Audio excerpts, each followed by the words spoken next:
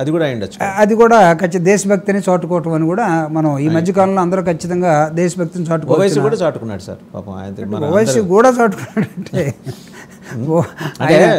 కళ్ళు పోలీసులు కళ్ళు మూసుకుంటే 15 నిమిషాల్లో మొత్తం 100 కోట్ల లేపేస్తాం అన్న వాళ్ళు కూడా ఇవాళ ఏంటంటే జెండాలు పెట్టుకుంటున్నారు, ప్రొటెస్ట్ చేస్తున్నారు. డైలాగుల కోసం వాడతారే కానీ దే ఆర్ ఆల్సో ఇండియన్స్.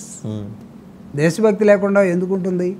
అసలు నువ్వు అమెరికా లాగా క్రికెట్ని బ్యాన్ చేయగలిగితే భారతదేశంలో ఇంత ఇది ఉండేది కాదు అసలు. Very valid point sir Jupudi గారు. ఇప్పుడు మీరు చెప్పింది వాళ్ళు అమెరికా చేసిన పని మనం చేయగలిగితే మాత్రం లక్షల మంది యువత వాళ్ళ కాన్సన్ట్రేషను ప్రోగ్రెసివ్ థాట్ ప్రాసెస్లోకి వెళ్ళిపోయేది ఉండేది. అసలు నీకు ఇమ్రాన్ ఖాన్ గెలిచాడంటే పాకిస్తాన్లో స్వీట్లు పంచుకుంటారు లేదు తెలియదు కానీ ఓల్డ్ స్వీట్లో పంచారుగా. అసలు అప్పుడు మనం ఏం చేయాలి? అసలు ఒక పేద దేశమైనట్టు భారతదేశానికి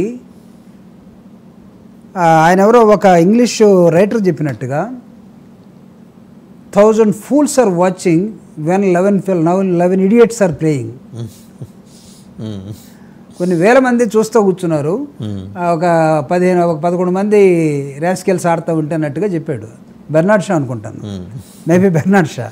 సో నువ్వు అమెరికాలో క్రికెట్ లేదు, నువ్వు భారతదేశానికి జమ్మూ అండ్ కాశ్మీర్కి పాకిస్తాన్కి మిగతా బంగ్లాదేశ్కి నైబర్ కంట్రీస్గా ఉన్న చైనాకి వీటన్నిటికీ నీకు మనస్పర్ధలు ఉన్నప్పుడు అసలు ఆ మనస్పర్ధలను పెంచే ఆ గేమ్ నువ్వు ఎందుకు కంటిన్యూ చేస్తున్నావు?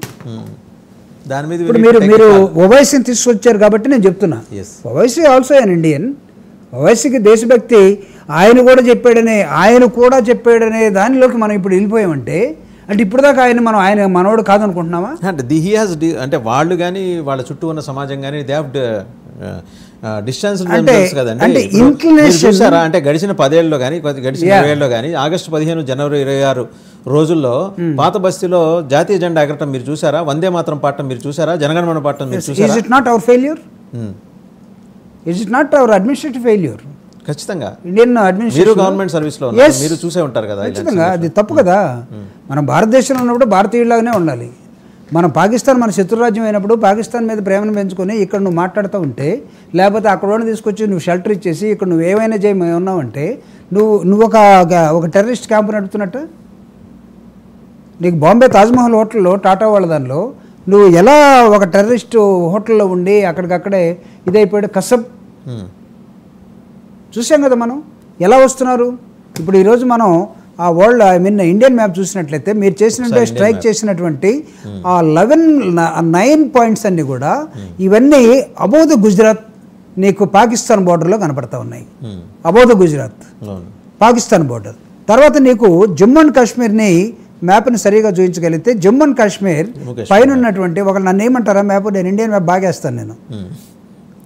ఎస్, ఆ పైన ఉన్నటువంటి ప్రాంతం మీరు చూడండి. ఇటువైపు వెస్ట్ సైడ్ పాకిస్తాన్, మీకు రైట్ సైడ్ వచ్చేసి చైనా.